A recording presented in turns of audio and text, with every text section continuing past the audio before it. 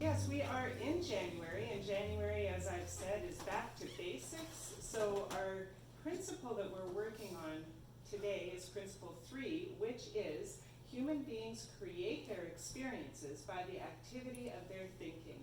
Everything in the manifest realm has its beginnings in thought.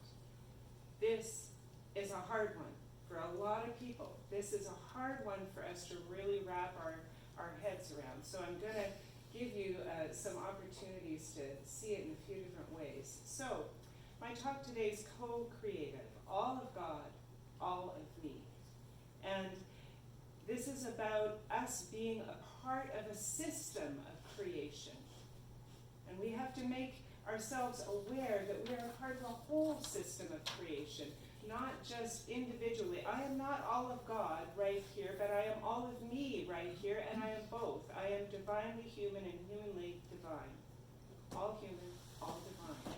And I have to be aware of that as I make my way through this principle. So, first, let's go to our Bible verse this morning. It's from Matthew. And he says, I will give you the keys to the kingdom of heaven, and whatever you bind on earth will be bound in heaven, and whatever you loose on earth will be loosed in heaven. This came not too long after he said, I and the Father are one. I and the Father are one, and I've given you the keys to the kingdom of heaven. You are also that. You are also fully divine and fully human, because what you do in your lifetime is also supported in the divine life.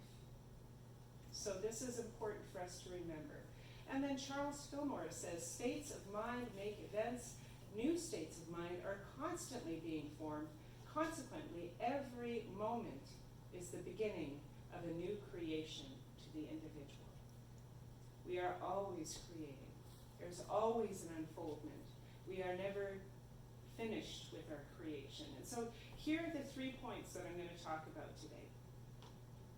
The first one is we are co-creators with the divine.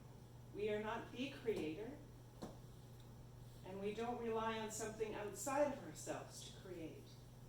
We are co-creators with the divine. First point.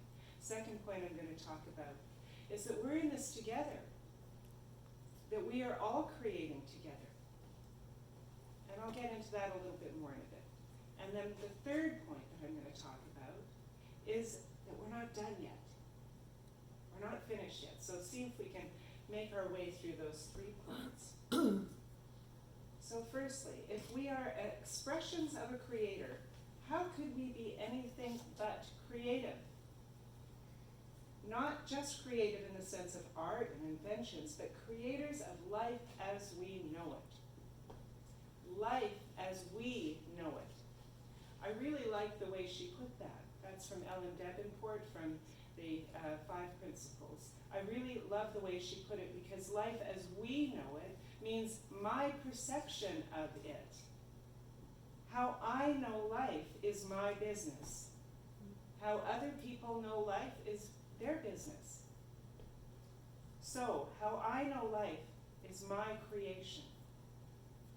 So let's take another quote here. She says, we choose with our focus. We face a universe of unlimited possibilities, and we choose which one becomes real for us by focusing on that possibility.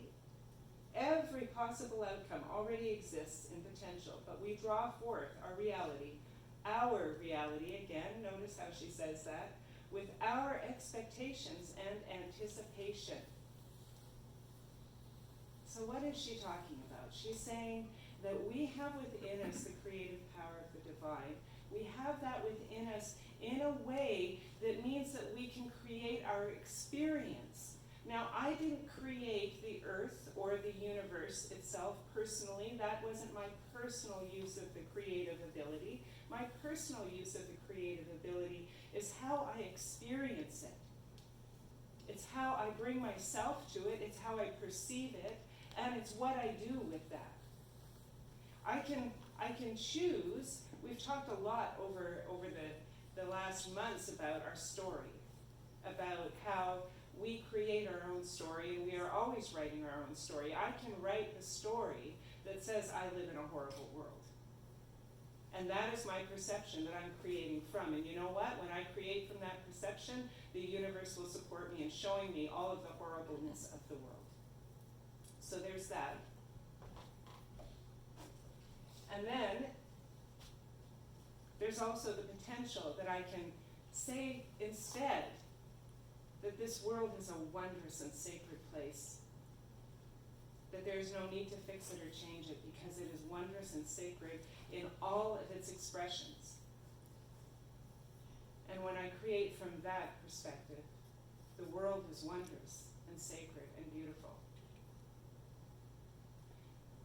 So, co-creative. Myrtle Fillmore says, we believe that the whole creation responds to man's consciousness. If at times some of the lesser creations or formations disturb him or his possessions, he should study to change his ways, or learn more about the part of the race mind, meaning the human race, that has caused the malformation. So this is where I said we're in it together. We are co-creators with God because we are one with God. Now, I'm not just one with God that is that transcendent being.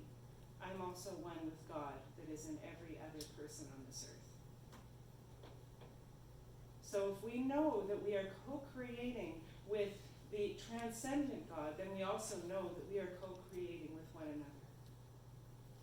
And sometimes when we are wondering, like, why are these things happening in the world? Why is this war happening over there, or that horrible condition happening over there? And how is my consciousness, I couldn't have created that. I don't even know those people over there. I have no idea. But no, what we do know is that we're not the only ones that are creating. That we are creating everything, all of the human experience, as humanity is created by all of humanity. My individual experience is created by me. My individual perception of the events around me and of life around me and of myself, that is created by me personally. But what is out there in the wide world is created by the wide world. And that's why it's so important, this idea that we talk about of shared awakening. This is Unity Worldwide's vision. It's a world that is in shared awakening. Shared awakening means that when we are all there, that the conditions that we see cease to exist. That we move beyond so much of the struggle and strife that is the current human condition, because we move past who we think we are as a human race. Who I think I am as a person affects my life. Who the human race thinks it is. What the race mind, as Myrtle says, thinks it is. That is the thing that is creating for the whole world. So, we are co-creators with God. We are co-creators with God. We're in this together. And that's why we're responsible for one another in that way, right? We are responsible for showing up as the light of God in our own life so that we can shine out into the world. We're responsible for being that light because there are other places in the world, or other people in the world, or other areas of our own society that don't know this, that don't know that they're the light, that don't know that they have it within them to affect what they see in the world and what they are in the world. We're in this together. There's a beautiful quote that I didn't include on these slides, but by Mother Teresa that says, if we have no peace, it's because we've forgotten that we belong to one another. We belong to one another because we are one another. Okay, so we're co-creators and we're in this together. All right. James Dillard Freeman said it so beautifully. So, the Unity Poet Laureate said, "The tonic chord to which creation vibrates is the chord of love. When we strike it, there is nothing in the world that does not vibrate in sympathy." Because we move out, our vibration moves out into the world when we are in the state of love. And that is the light that we shine into the world. That is our gift to humanity when we shine that light of love. So, what about this idea that we are not done yet? Well, Charles Fillmore says, I thought this was really interesting. When infinite mind has completed the cycles of creation, both the invisible and the visible universes will be rolled up as a scroll and disappear, and only mind remain. So, how do we know that we're not done yet? Well, we haven't rolled up like a scroll and disappeared into mind. I think that's brilliant. I believe this to be the truth. The universe is here for a purpose. We don't know the fullness of that purpose because we are not the fullness of the universal mind. But that universal mind has an unfolding purpose, and when it reaches that purpose, it will be complete. There's a beautiful quote from one of my favorite movies that is the best exotic marigold hotel. Yes. And I'm sure I've used this quote before, but what the owner of the hotel, Patel, I think, what he says is, in India we have a saying, when in the end, everything will be okay in the end. If it's not okay, it's not the end. So we're not at the end. We're not at the end of our creation. So when you're looking at your life and your circumstances and you're thinking, this is awful, how did I create this? Well, maybe you're on the way to creating what it is. Maybe this is just how it looks on the road to awesome. That's one of my favorite sayings that I coined. I like it because I coined it. This is just how it looks on the road to awesome. Sometimes we need to be in a destructive pattern in order to build. Sometimes we need to clear away the rubble. If you take a drive down, well, pretty much any street in Winnipeg during any of the construction-y seasons, you'll see that it looks like a war zone. It looks like everything is disheveled and in disarray, and there's chunks of concrete everywhere. Well, if you just landed right here and this was your only moment in time, you'd think, this is horrible, this looks awful, this doesn't feel good, this is a mess. But it's on its way to something. This isn't what's being created.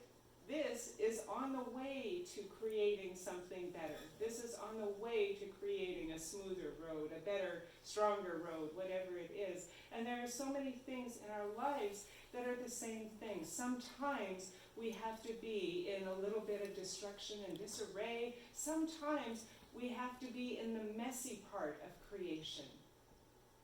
We are here to create, but being in the process of creation means that we sometimes have to go through the mess. I don't know if you've ever been in an artist's studio.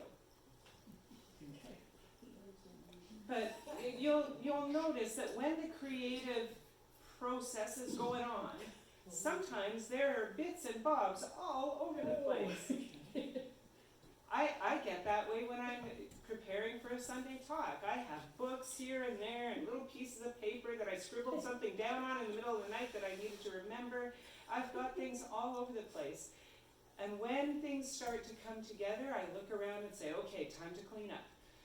Time to clean up and bring things into order now. The orderly part of us is the part that is joyful and peaceful. And that is a good thing, but it's not the only part of us that is creative. In fact, that orderly part of us, if we only had order in our lives, we probably wouldn't want to be creating anything new. We have to have the disorder. We have to have the destruction in order to have that felt sense of needing to move forward. change if we're comfortable. So sometimes the creative process doesn't look easy and smooth, like the wide and beautiful path to heaven. Sometimes the creative process looks like a mess. And that's okay. The idea of this is that we have faith. We have faith that when we are done, we will know that we're done.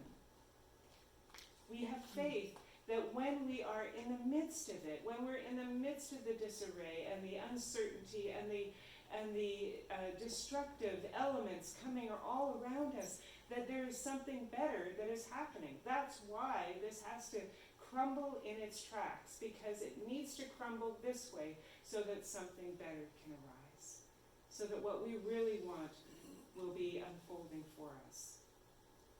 We have to see the disarray in order to want that enough.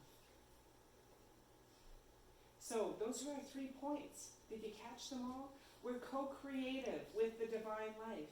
We're in this together. We are always creating with one another. And sometimes we have to pay attention to, is this mine or is this something out in the world around me? And we're not done yet. We get to be in the continuation of it. We get to, as Charles Fillmore said way back at the beginning, that states of mind make events, and new states of mind are constantly being formed.